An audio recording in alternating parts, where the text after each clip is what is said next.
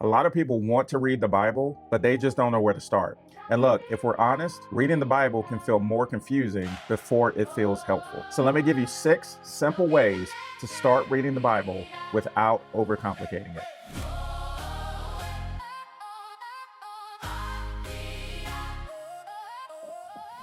Hey, my name is Maurice. I am a pastor here in the local Charlotte area, and I am not trying to be your master theologian or a replacement for your local pastor. I am simply a person who wants to help and guide new believers as they get started in their faith without making it harder than it needs to be.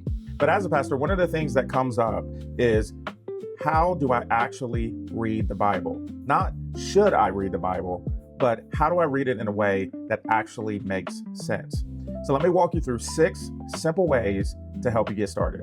First thing you can do is just start in the right place.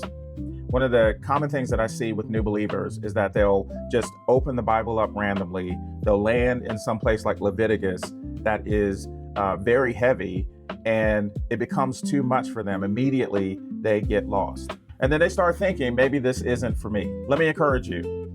Start where you can actually understand what you're reading.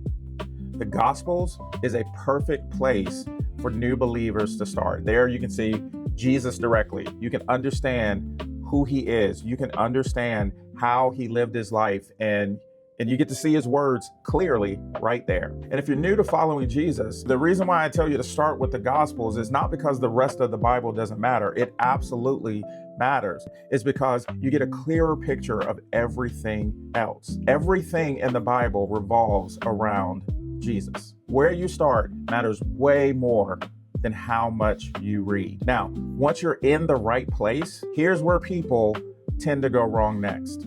Focus on understanding, not finishing. You know, a lot of people, when they get into reading the Bible, they treat it like a checklist. You know, I got to get through this entire chapter, or I got to stay on track. But what ends up happening is you'll read through an entire chapter and not understand anything that you just read. The goal is not getting through the Bible. The goal is letting the Bible get into you. The Bible says that the Word of God is a lamp unto our feet. It's not a floodlight. If you think about a lamp, it lights the area directly in front of you.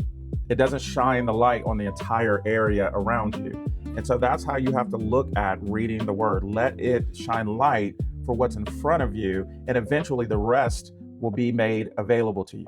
If you read 5 verses and you actually understand those 5 verses, trust me, that is way better than reading 3 chapters of a book and not understanding a word. Again, you're not trying to finish something, you're trying to understand something. And that leads me right into the next one. Read smaller sections instead of large chunks. I know you think that more is better, but the only thing that's going to happen is you're going to overload your brain, you're going to get confused, and that's going to cause you to be frustrated. Slow down. Just take a few paragraphs at a time. Honestly, you can just take a few verses at a time if it helps you better understand it. There's a group of people in the Bible called the Bereans. And what these people would do is, after they would listen to Paul preach, instead of just taking Paul at his word, they would go back to scripture to determine if what Paul was saying was correct. And it's interesting because the Bible actually commends them for this. It says that they were noble people because they examined the scriptures daily. See, the Bereans didn't rush. They examined the scriptures. And trust me when I tell you, that is way more valuable than knocking out 3 chapters a day. When you're reading the Bible, especially as a new believer, just read a short section and then sit with it. Think about it. Meditate on it. Think about what that passage actually means. And then try to go apply it in your life. And yeah, I know that we live in a content-rich society, but you don't need more content. What you need is clarity. Now, once you slow it down, here's something else that really helps. As you're reading scripture, just ask simple questions. Listen, you do not need a degree to read the Bible. You don't even need a commentary right away. Just ask simple questions. What is this passage trying to say? What does it teach me about God? What does it teach me about people? Is there something that I'm reading here that I need to respond to? You don't need complicated questions, but your questions should be honest ones. The Bible teaches us that all scripture is useful. That means that there's something in there for you, even if it's small, even if it's simple. Simple questions lead to real understanding. But I'm going to be honest with you, this is where a lot of people get stuck. Do not panic when you read something that you do not understand. This is where people end up quitting because they say, well, I don't get it, or it's too confusing. And they automatically assume I must be doing something wrong. But scripture itself acknowledges that some parts are harder to understand. Not understanding something right away does not mean you're failing. It just means you're learning. You're not supposed to understand everything right away. No one does. No one does in any other aspect of life. Confusion is not a sign to stop.